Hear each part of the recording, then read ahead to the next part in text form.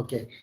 So we have We have third speaker, third speaker, Dr. Pranay Dr. Dilip Pranay Giri. Abhang, and I request Professor Anand Sharma ji to introduce the third speaker, Professor Anand Sharma ji. Thank you, Professor Ray Prakash ji. Uh, in one of the Ved mantra, it is said, "Let the noble thoughts come to us from everywhere." So we are fortunate to have the galaxy of scholars who are presenting different perspectives on Agnihotra. And in this series, I am very privileged to introduce and invite Pranay Dilip Abhang. He is, I think, another speaker today from Pune. He is DSc in Environmental Biotechnology and PhD in Environmental Science. Currently, he is working as assistant professor and head of the Environmental Science Department at Dr. D.Y. Patil Arts, Commerce and Science College, Pimpri, Pune, which is run by Dr. D.Y. Patil Unitech Society. He is having a very impressive career in research. And if I look at his publications, he has got nearly 15 notable publications, which include 2 patents, 1 book, and 12 journal articles. His work has been widely recognized. He got awards at national level, international level. He got 3 at international level, 4 national, and 6 appreciation awards in the field of traditional knowledge, environmental sciences, and biotech. He is also an academic advisory member for various institutions at national and state level. He is reviewer and editorial board member of reputed journals, syllabus restructuring committee member at various universities. He has got very impressive academic career and very impressive research contribution to the academia. With these words, I welcome him and invite him to start his presentation. Mr. Abang. Thank you so much, Thank sir. you so much, sir.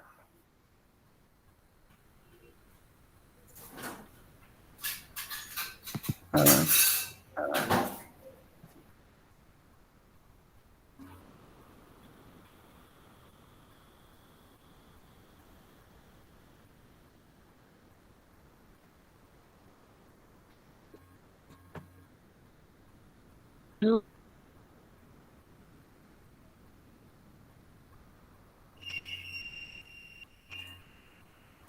yes, the screen is visible.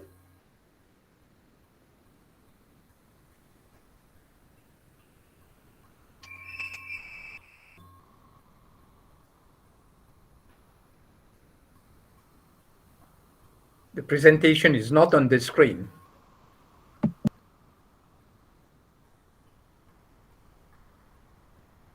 Okay, now It's okay now. It's so okay now. It's okay yes, now. yes. So today I will present some scientific studies on Agnihotra in the perspectives of some modern techniques or modern sciences. So this is my PhD work and some highlighted experiments I will share with you. So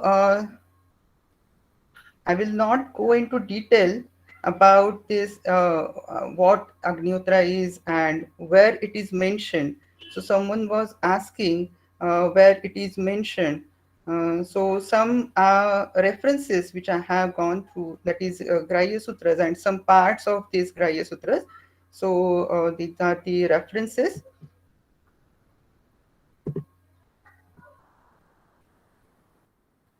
So again, some historical background. I will not go through this. So I will go directly what I have done. So for experimentation throughout, I use this quantity of parameters which are used in Agnihotra. So about 100 gram of dried cow dung, it was lit in inverted copper pyramid shape with specific dimensions and offering of about zero 0.5 gram of brown rice and 2 ml of pure ghee, which was given at the sunrise or sunset time with these mantras. So first was the major problem that what type of cow it is used for the collection of this cow dung. So again, this cow dung, which is the major component of in Agnihotra, so its composition it varies according to cow breed, cow metabolism, cow feed, and this selection of this cow species was very crucial or important part of this Agnihotra. So for this, I have collected the cow dung of different 43 registered cow breeds which are in India. So we have collected this cow dung with feeding them with same feed, okay, for a week, and some different parameters after burning of this dried cow dung I have monitored. So I have selected this formula of score where mean of these parameters divided by average of all these breeds of parameters which I have considered, and we have selected three major parameters which are beneficial to the environment, that is oxygen, carbon dioxide and ash. So carbon dioxide in the sense because we are burning some what we say ingredients, and that's why definitely carbon dioxide it will evolve. But as compared to carbon dioxide, carbon monoxide is more harmful to the environment. So for selecting this criteria, I have selected oxygen, carbon dioxide, ash as major, and other which are harmful to the environment. So as far as so these are the different 43 registered cow breeds which I have selected. So their name and their distribution I have given over here. So as per our results, it shows that the score, it was high for Gir type of cow breed. Okay, so that's why I have selected the cow dung, and that too the dried cow dung which are collected from Gir cow breeds. And throughout the experimentation, I have maintained the cow dung collected from this cow, Gir cow. Okay, next question regarding this Agnihotra is the if we change the time, if we not chanting mantra, if we're using, it is mentioned that we need to use unpolished, unbroken, uncooked brown rice. What happen if we're using white rice, which is polished or something else? So what we if we're using cow ghee instead of if we're using buffalo ghee, what about the pot? Okay, so the copper pot, it is mentioned with specific dimension. What about the steel pot or other pot? So for these variation studies, I have prepared different 48 ashes with the combination of these 5 basic parameters of Agnihotra. So this is the composition and numbering of these different ashes of mantra. For example, if we consider this 20 number of ash, it consists of brown rice, buffalo ghee, steel pot, which is prepared at any time between sunrise and sunset, and it is with chanting of mantra. Like this, I have prepared this 48 ashes and this with 5 control ashes. So I will explain this control ashes at the some later. So this 48 ashes and 5 control ashes, we have checked for the shoot length, increase in shoot length or measurement of shoot length of these 4 different seeds. Okay, so this was the experimental setup. So the result was very exciting. So the effect of time, it shows that there is increase in shoot length of these different four seedlings, that 0.5 to 1% increase it was observed in the ashes prepared with sunrise or sunset, and which was lower in the ashes prepared at any time. Like this effect of mantra, it shows there is increase in 0.8 to 1%. Okay, so this is the plant growth or shoot length of this seedling. So we have considered this parameter for studying this different effect. Effect of rise, it shows major effect, about 60% of increase in the shoot length it was observed with prepared with brown rice or unpolished rice. Effect of ghee, there was 5.70% increase in the ashes prepared with ghee, that is cow ghee. Effect of pot, definitely we have selected only two pots, that is copper pot compared with steel pot with same size and with same dimension. So here we got 1.5% increase in the plant growth. Okay, and here the combined effect, it shows a much exciting result, that it shows peak at some distance, or this is the A point or something which is which shows up to 20% increase in shoot length compared to the control. So when we comparing the different 5 controls, so first control was control ash which is not prepared with the parameters which are prescribed for the Agnyutra. It shows 23% more shoot length as compared to C1, that is control ash. Then 10% only cow dung ash was kept as control. Only brown rice ash it was kept as control, and it shows 15% more growth as compared to this third control. Only white rice ash it was kept as 50% increase. Only distilled water it was added for the growth, and it shows about 49% increase with the standard ashes.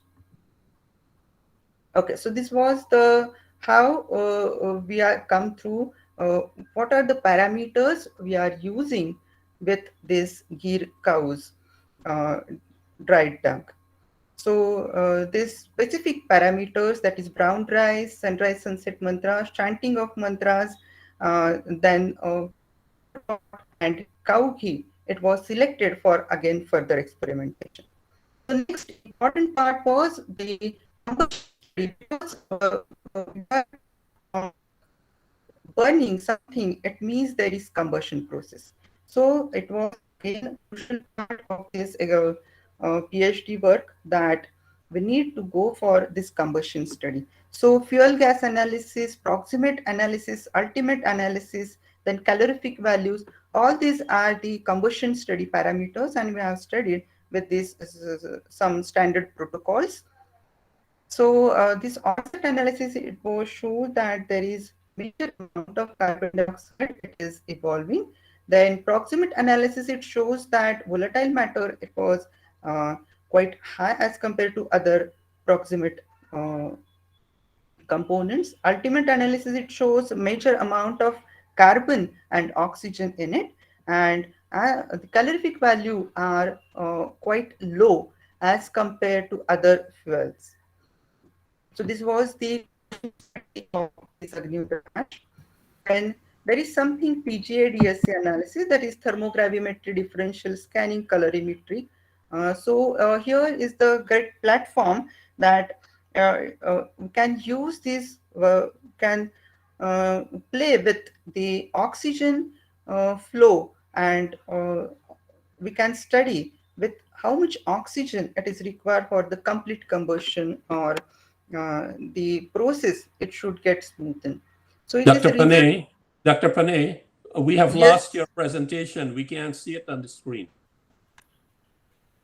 Okay, just a second, sir.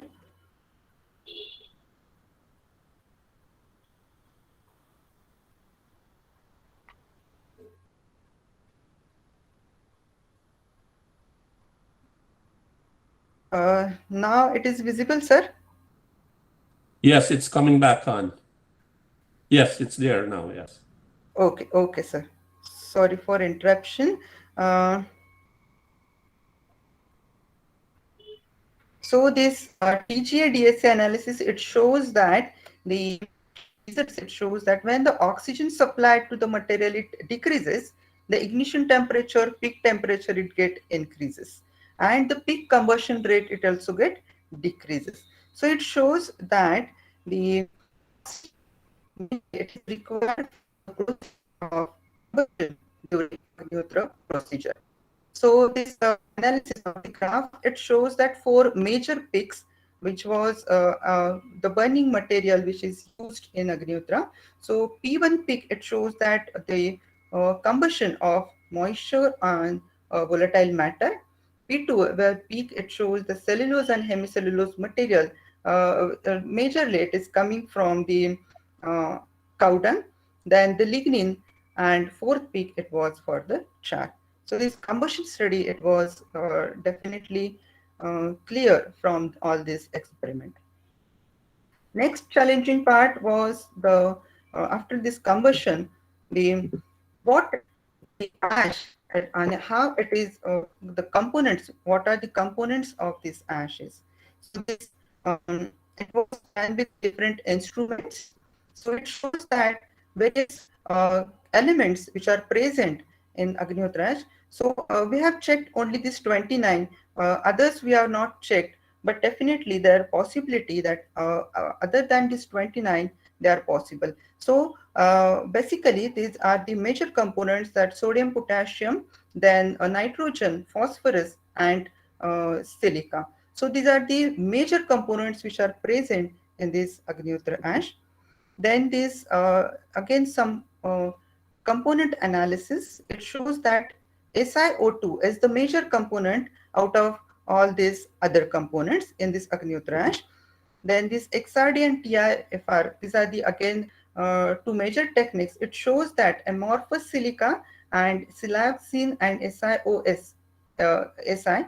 So these are the some basic components which are present in Agnihotra, which are in abundant amount. It was again confirmed with this EDX spectrum, and it shows that silica is the component of this Agnihotra. And another different component, that is aluminum, magnesium, and iron, they are present. Okay, so this was the basic part of the study, and we have studied some application of this for pollution control as well. So it shows that when we have studied on the microorganisms which are present in the ambient environment, and the results are again exciting, that it reduced 80 to 90%, about 98% of microorganisms, and the study, it was carried out till 40 feet apart from the source of this Agnihotra. Next was the oxides of sulfur which are present in the ambient environment. Again, it shows that 25 to 90% reduction till 40 feet apart from the source of Agnihotra. Definitely, after Agnihotra, the 10 times of initial SOx present in the environment get reduced. Same like that NOx, but for the NOx, it was shown that during Agnihotra, these levels get quite increased, but after Agnihotra, it reduces with very less, that is 15 to 30%. Next was the water quality parameters. So we have prepared one column, and we have artificially polluted this water, and we have passed this water through this column, and we have checked initial and final concentration of this different parameters. So we have selected different 30 water quality parameters and 20 heavy metals for the study. We get the results that the 30 to 100% of these water quality parameters, they get reduced at the initial, and generally the parameters maybe get adsorbed on this Agnihotra ash. Again, this was the heavy metals reduction study. So it shows that 65 to 99% of these parameters, they get reduced, and mainly they get adsorbed onto the ash. So deadsorption studies, it clearly shown that there is adsorption of this heavy metal on this Agnihotra ash. Same, the heavy metals, pesticides also get reduced. The different 38 pesticides were selected, and they were checked with GCMS. These are the instruments which are used to detect these pesticides. So it clearly shows that there is reduction in the pesticide concentration. And again, we have gone for the adsorption studies. They clearly shows that there is adsorption of the pesticides on this Agnihotra ash. So the Agnihotra ash, it shows this SEM, and there is a single channel, okay? But when we add some pesticide solution on it, it get totally disturbed. So this portion will clearly show that there is adsorption of this pesticides on Agnihotra. Again, these deadsorption studies, they will definitely clear all the ideas about adsorption of pesticides on Agnihotra ash. So we have further studied these adsorption studies. So I will directly share these results that it follow the pseudo second order reaction. So these are the some adsorption studies. Then it shows the some Falunic type of isotherm, and which suggests that there is heterogeneity in the surface or the pores of ash, and that's why there is adsorption of pesticides onto this Agnihotra ash. Okay, someone was saying in last that there are some negative ions which are created due to this Agnihotra ash. So I have studied this ions which are generating in the ambient environment while performing before Agnihotra and after Agnihotra. So it was clearly seen that there was 2 to 4 time fold increase in the negative ions which are present in the ambient environment, and that might be the reason for which these negative ions, they counter the positive charged ions, possibly the microorganisms. Okay, so they get neutralized due to this negatively charged ions. Okay, so some microbiological analysis I have also done. So I think we all know that the complete microorganism is not responsible for the disease.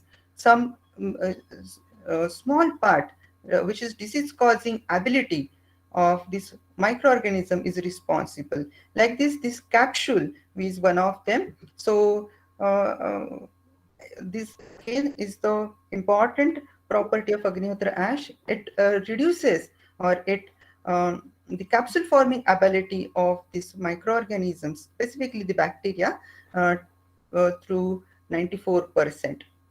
Again, one more is the hemolytic activity. Again, is the one more characteristic of the Streptococcus species. Again, this is the microorganism. So it again shows that the hemolytic activity, it reduces 87.7%. Again, one more important is the pigment producing bacteria. Then it shows there is reduction in the pigment up to 90%. So okay, again, phagocytosis. So here the phagocytic index or opsonophytogenic index of our blood cells, it get increased, or the bacteria, they get engulfed, or they get encountered. So that ability get increased in blood cells by 14 or 74%. So generally, the Agnihotra ash, it will not kill the complete bacteria, but it target the specific part of this bacteria, and it will reduce that specific pathogenic or pathogenicity of that microorganism. Again, some seed germination assays we have done, and it shows there is increase in seed germination, and this is because of the plant growth hormones which are responsible, that is gibberellic acid and abscisic acid, which are responsible for this. There is increase in gibberellic acid level and decrease in abscisic acid level. So again, shoot length, it was increased, or yield, it was increased, or fresh weight, it was increased. And this is due to the increase in auxin and cytokinins, which are the plant growth hormones.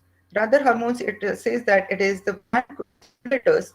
Okay, so these regulators, the concentration, it get increased 1.5 or 1.1 times that of initial. That's why there is increase in shoot or plant length.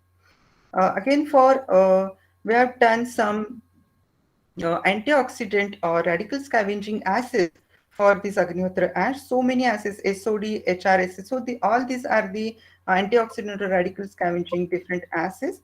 So this cell viability, it shows that the 20 milligram ash, it is quite what we can say, toxic to the cell. Definitely it is in vitro assay. Okay, so this assay, it was done in the laboratory on cell lines. So that's why it shows some toxicity, higher concentrations that are toxic to the cell lines.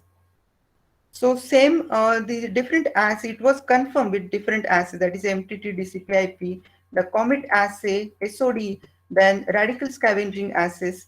Okay, all these are the assays which is the proof that some higher concentrations are toxic to the cell line.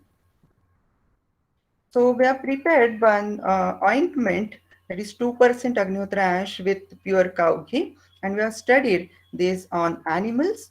So it shows that the pH, viscosity, spreadability, and homogeneity, all these characters, they are quite stable till 90 days.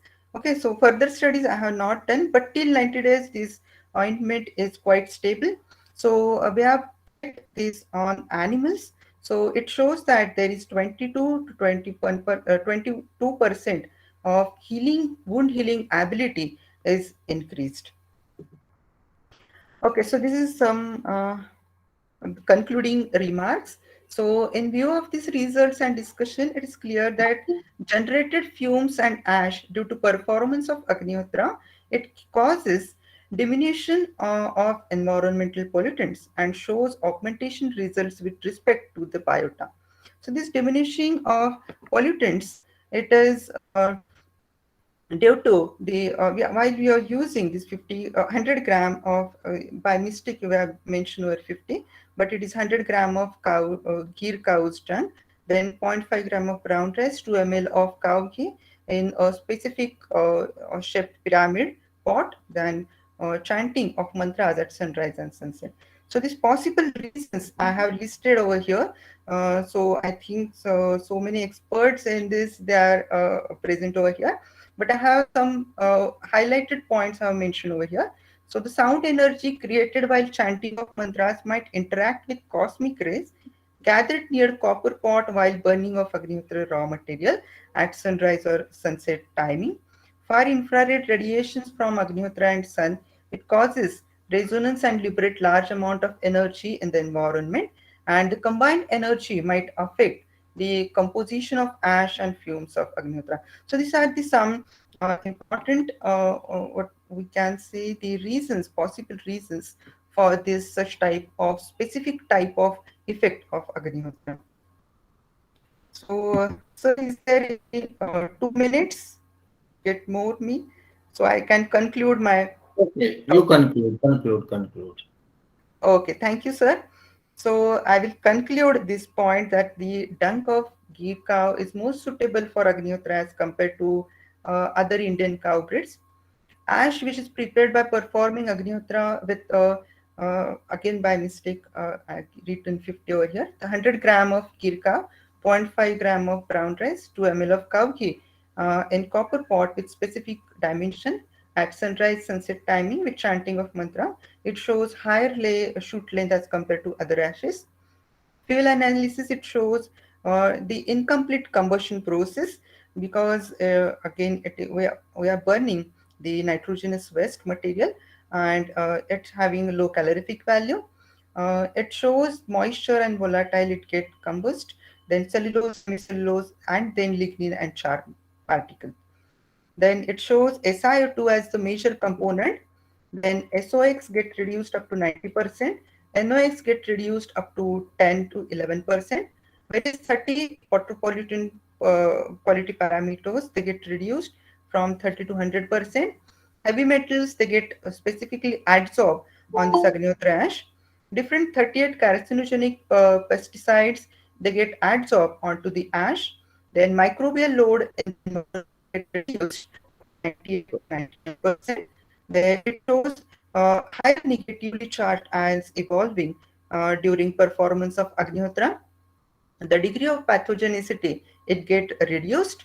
Then the addition of Agnihotra ash, it shows increase in seed germination, and it shows increase in the plant growth hormone, that is gibberellic acid, and reduction in the abscisic acid. It shows increase in shoot length, fresh weight, and yield of maize. So I have selected maize plant as our model. So that's why all the experiments are done on maize plant.